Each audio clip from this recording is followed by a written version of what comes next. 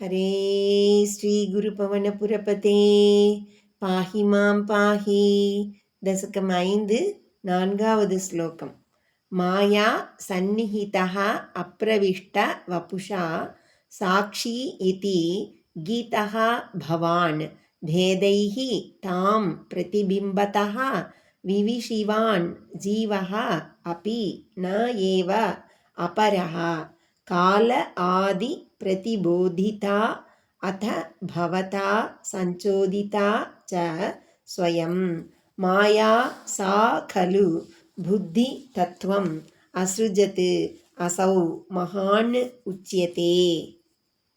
பவான் நீ மாயா சந்நிகிதா மாயையின் அருகில் இருப்பவனாய் அப்பிரவிஷ்டவபுஷா அதில் புகாத நிலையில் சாட்சி இதி சாட்சியாய் இருப்பவன் என்று கீதா சொல்லப்படுகிறாய்.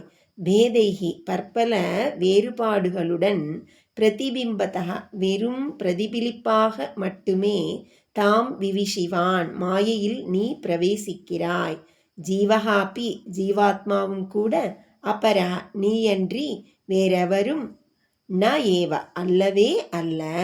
சா மாயா அந்த மாயை கால ஆதி காலம் முதலியவற்றால் பிரதிபோதிதா உணர்த்தப்பட்டு அத மேலும் பவதா உன்னால் சஞ்சோதிதா தூண்டவும் பட்டு மகான் மகத்தத்துவம் என்று யக அசௌ உச்சியத்தே கூறப்படுவதான புத்தி தத்துவம் புத்தி தத்துவத்தை ஸ்வயம் தானே அஸ்ருஜத்து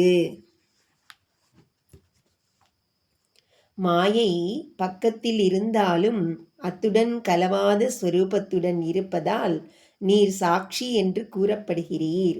அந்த மாயையில் பிரதிபிம்பமாக பேதம் போல் தோன்றும் ஜீவனும் நீரே வேறன்று. உம்மால் ஏவப்பட்டு காலம் கர்மம் சுபாவம் என்ற வகையில் விளங்குவதும் அந்த மாயையே. அதுவே தான் தானாக புத்தி தத்துவத்தை சிருஷ்டித்தது. அந்த புத்தி தத்துவம்தான் மகத் எனப்படுவது. மாயா சந்நிஹிதோ பிரவிஷ்ட வபுஷா சாக்ஷீதி கீதோ பவான் பேதைஸ்தாம் பிரதிபிம்பதோ விவிஷிவான் ஜீவோபி நைவாபரஹ காலாதி பிரதிபோதிதாத பவதா சஞ்சோதிதா ச ஸ்வயம் மாயா சா खलु புத்தி தத்துவம் அஸ்ருஜத் யோசௌ மகானுச்யதே.